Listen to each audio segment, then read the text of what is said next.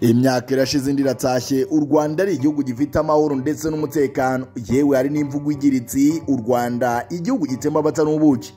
Ibyo ni nako biri koko, nta gukabya kurimo. U Rwanda ni igihugu gitemba amata n'ubuki. Mbese ufite umutekano ukaba ufite amahoro, igisigaye ni iki? Byose biba byakemutse. U Rwanda ni igihugu cyo gushorwamo, u Rwanda ni igihugu cyo kwizerwa kandi cyo kwizereramo. Nyamara nubwo ibona gutyo, ibi byose byaharaharaniwe. Hari ababiharaniye ndetse babigeraho, ndetse baracyabirinze. U Rwanda ni igihugu kidateze gusubira inyuma mu nzira y'amajyambere. Ese ibi byaje bite kandi byakomotse? Nyemerera twibukiranye amwe mu mateka yaranze tariki ya 1 Ukwakira umwaka w'1990. Uwo munsi ukaba ari wo mbarutso y'iri terambere ndetse n'uyu mutekano, yewe n'amahoro dusanga iwacu i Rwanda. Ahuri ni kwijwi ry'Ubumenyi TV. Nyaboneka niba utarakanda subscribe, ndakwingingira gukanda subscribe, ufungura akazogera, amaze ujye ubana natwe no mu bihe bizaza. Je ndi Juvenal Ituriki, ikaze nanone kwijwi ry'Ubumenyi TV.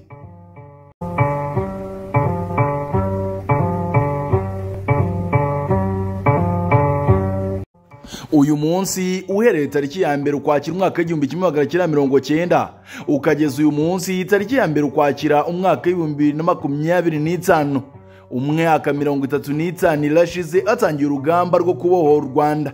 Icyo gihe mu masaha y'igitondo nibwo isasu rya mbere ryumvikanye mu mupaka wa Kagitumba mu yahoze ari perefegitura y'Umutsara mu karere ka Nyagatare y'ubu. Ni isasu ryari rirashwe n'ingabo za RPA nk'ikimenyetso cyo gutangiza urugamba rwo kubohora u Rwanda. Urwo rugamba ruba nimurirane n'urugamba rwo guhagarika jenoside yakorewe Abatutsi mu 1994.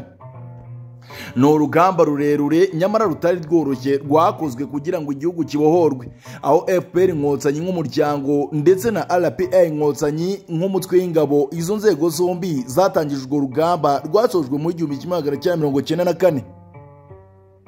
Bamwe mu barwanya urwo rugamba bagiye babigaragaza mu mbwirwaruhame zabo ko kugira intego, ukwiyemeza no gushyira hamwe ari byo byafashije ingabo za RPA gutsinda urwo rugamba nubwo rutari rworoshye. Basobanura ko urugamba rwo kubohora u Rwanda rwabasabye byinshi birimo kwitanga, gukunda igihugu cyabo no kutikunda, aho basize ibyo bari bafite byose mu gihugu cya Uganda amaze baza kubohora u Rwanda kubw'urukundo bakunze u Rwanda.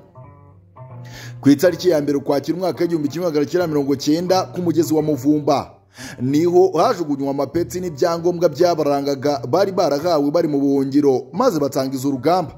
Izo ngabo nizorohewe n'urugamba kuko ku munsi wa kabiri w'urugamba uwari umugaba mukuru w'ingabo za RPA Major General Fred Gisa Rwigema yahise araswa.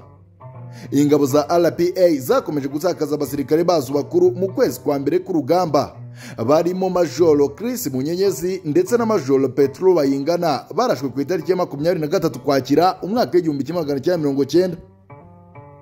Muri uko kuraswa ko abayobozi bakuru b'igisirikare cya RPA byahaye imbaraga ingabo za FARI zitwaga inzirabwoba, ari nako bahimbaga indirimbo zo kwivuga ibigwi bishimira ko bamaze kwica bamwe mu bayobozi b'ingabo za RPA bari bahanganye muri icyo gihe. Ibyo ariko ntabwo byigeze bica intege cyangwa se ngo bikome inkokora ingabo za RPA. Major General Paul Kagame akigera ku rugamba yahinduye amayeri y'imirwanire. Nyuma y'uko ingabo za RPA zikomeje gukoma mu nkokora n'ingabo za FARI, byabaye ngombwa ko Paul Kagame wari ufite ipeti rya majoro ava mu masomo aho yigaga ibya gisirikare muri Leta Zunze Ubumwe za Amerika, aza ku rugamba ahita afata inshingano zo gukomeza kuyobora urugamba rwo kubohora u Rwanda. Perezida Kagame yavuye muri Amerika aza gufatanya n'abari ku rugamba rwo kubohora igihugu. Perezida Kagame akigera hano iwacu mu Rwanda yakomeje urugamba rwo kubohora igihugu. Akigera ku rugamba yahinduye politike y'imirwanire nk'uko byavuzwe na General James Kabarebe. Yaragize ati, nyakubahwa Paul Kagame akigera ku rugamba ntiyanyuzwe n'uburyo urugamba rwakorwagamo. Yaratubajije ati, ni kuki kweri mu Rwanda nabi aka kageni? Ngo nibwo yahise ahindura amayeri y'urugamba. Ingabo za RPA zongeye kwisuganya nyuma y'uko ategetse ko izo ngabo zisubira inyuma zikemera gutakaza ibice by'Umutsara zari zarigaruriye birimo n'ikigo cya gisirikare cya Gabiro. mu mpera z'igihumbi kimwe magana cyenda mirongo cyenda no mu ntangiriro z'igihumbi kimwe magana cyenda mirongo cyenda na rimwe ingabo za RPA zaje mu bice by'amajyaruguru zirwana inkundura zifata umupaka wa Gatuna. General Kabarebe James na bagenzi be nyuma yo gufata umupaka barorohewe ndetse boroherwa n'urugamba, aho barwanye bafata uduce tunyuranye turimo Rubaya, Byumba, umusozi wa Manyagiro, Rushaki, Mukarange, Murindi ndetse na Kaniga. Bituma aho muri ako gace haba icyicaro gikuru cy'ingabo za RPA. Gufata agace ka Gatuna byoroheje urugamba ingabo za RPA, aho byazihaye amahirwe yo kwerekeza mu Birunga bashinga ibirindiro hitwa mu Rugano, aho batangije igice cya kabiri cy'urugamba bagaba ibitsero ku ngabo za FARI ndetse ibirindiro by'uwari uyoboye urugamba Major General Paul Kagame bishingwa mu Rugano. Mu Rugano ni naho havuye Radio Muhabura mu mpera z'igihumbi kimwe magana cyenda mirongo cyenda na rimwe, nk'imwe mu ntwaro zikomeye zifashishijwe mu rugamba rwo kubohora u Rwanda, aho iyo radio yajyaga yimukana n'umuyobozi w'urugamba Major General Paul Kagame kugeza ubwo igize icyicaro ku Murindi w'intwari, aho yari yarubakiwe indake. Mu bitsero ingabo za RPA zagabaga mu gace k'amajyaruguru harimo itsinda ry'ingabo ryinjiye mu mujyi wa Ruhengeri ku itariki 23 Umutarama umwaka w'igihumbi kimwe magana cyenda mirongo cyenda na rimwe, ribohora abanyepolitike bari bafungiwe muri gereza ya Ruhengeri, aho izo ngabo zafashe n'ikigo cya gisirikare Kamuhoza n'umusozi wa Nyamagumba. Igitero kitazigira kibageranya cyagabwe ku ngabo za RPA muhahoze ari Umuzara abereye intambara ikomeye bise Rukokoma, aho ingabo za RPA zarwanye inkundura zinesha za FARI ngo nubwo zabaga zidafite intwaro zihagije nk'uko bivugwa na General James Kabarebe. Yaragize ati haje intambara ikomeye cyane yitwaga Rukokoma ahitwa Gikoba mu Mutsarari. Habyarimana azana ingabo zishoboka zose n'ibikoresho bikomeye ahera muri Nzeri, aho barasaga guhera mu gitondo bagakubitsa mu rutoki rwose rurashira tuwisha tukabarasa. Iyo ntambara bari bazi ko ariyo iri buturangize, ariko nyamara siko byagenze. Arongera ati twarwanaga uburyo bwitwaga mobile, twagendaga amanywa nijoro tukarasa, aha tukava tukajya mu Birunga tukarasa, tukava tukagaruka mu Mutsara, ingabo zinyuranamo ntibamenye aho turi cyangwa se turi bwice, nibyo bitaga mobile. Avuga ko iyo ntambara yari ikomeye cyane, aho bahinduye barwana intambara yo mu myobo, aho bari batangiye kubaka ibirindiro. Yaragize ati twageze aho turahindura intambara yo mobile turayireka ducukura imyobo, turavuga tuti aho nituhava. Nabo bati noneho turababonye, bakaza bagatema intoki bakatugeraho mu myobo tukabarasa turabananira. Ku Murindi w'intwari, igicumbi cy'ubukerarugendo bw'amateka y'urugamba, urwego rw'igihugu rw'iterambere RDB ku bufatanye na Minisiteri y'Ingabo bafatanyije umushinga w'ubukerarugendo bukorwa mu duce tw'ingenzi twaranze amateka y'urugamba rwo kubohora u Rwanda. Muri aho twavuga ko ku Murindi w'intwari mu karere ka Gicumbi aricyo gicumbi cy'ayo mateka, akarere gafite umwihariko wo kugira icyicaro gikuru cya RPA mu gihe kirekire mbere yo kwimukira i Kigali.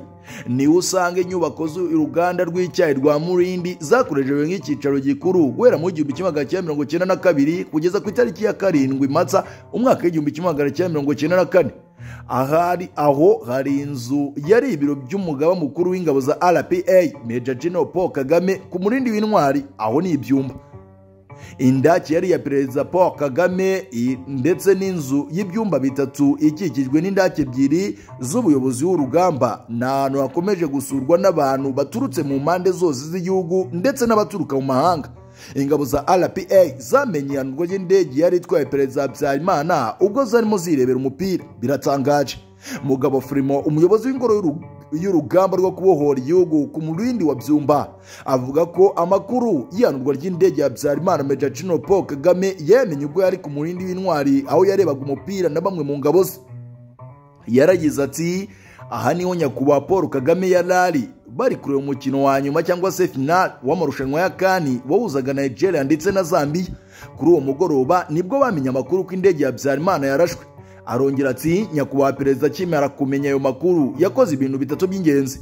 Icya mbere yakoze kwari ukuvugana n'abasirikari ba RPA bari muri CND kwitegura igihe icyo ari cyo cyose baba barashweho bakirwanaho bakarinda n'abanyepolitike bari muri iriya nzu.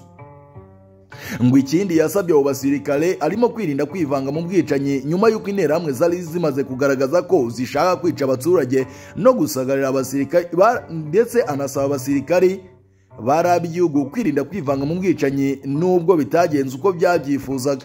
Mu kindi perezida yakoze harimo gusaba Romeo Daniel wari uyoboye ingabo za ONU ko agomba kurinda abaturage, yaba atabikoze RPA igafata intambwe yo kubarwanira ndetse no kubarinda. Aho ku murindi w'intwari kandi hari inzu ndangamateka y'urugamba rwo kubohora igihugu yitwa Arusha, aho yitiriwe amasezerano ya Arusha, aho abanyepolitike ba RPF Inkotanyi bahuriraga bakungurana ibitekerezo mbere yo kwerekeza mu masezerano abahuza n'abanyepolitike ba leta ndetse n'aba FPR Inkotanyi. Hari n'inzu yari igenewe abagore n'abakobwa bakoraga imirimo inyuranye ku rugamba rwo kubohora u Rwanda, ndetse na n'ubu iracyahari. Iyo yacumbikiraga abagore n'abakobwa b'abanyepolitike ndetse n'abasirikare. Ku murindi w'intwari hari n'ikibuga cy'umupira w'amaguru cyatangirijwe ikipe y'ingabo z'igihugu ya APR-FC. Icyo kibuga kikaba cyaratangiweho n'amapeti y'abasirikare, aho umugaba mukuru w'ingabo za RPF Paul Kagame yambikiwe ipeti rya Major General avuye ku ipeti rya Major. Ni ahantu hubatswe ingoro izaba ibumbatiye amateka yose y'urugamba rwo kubohora igihugu, ahazajya hatangirwa inyigisho zinyuranye zijyanye n'urugamba rwo kubohora igihugu. Ku murindi w'intwari ku musozi wa Kaniga kandi aharinda kigaragaza amateka ya radiyo Muhabura, dore ko igihugu cyabohowe iyo radiyo ikorera muri iyo ndake. Inzira y'ubukerarugendo bukubiyemo amateka y'urugamba rwo kubohora u Rwanda irekana kilometero 120 uhereye ku mupaka wa Kagitumba, aho ikora ku turere dutandatu ari two Nyagatare, Gicumbi, Gakenke, Musanze, Burera ndetse na Gasabo. Ngayo nguko rero amateka yaranze urugamba rwo kubohora u Rwanda, rukaba ari urugamba rwatangiye ku itariki ya 1 Ukwakira umwaka 1990. Ibi byose tubona burya bifite inkomoko kandi byaraharaniwe. Mfasha tubirinde, rinda nanjye ndinde.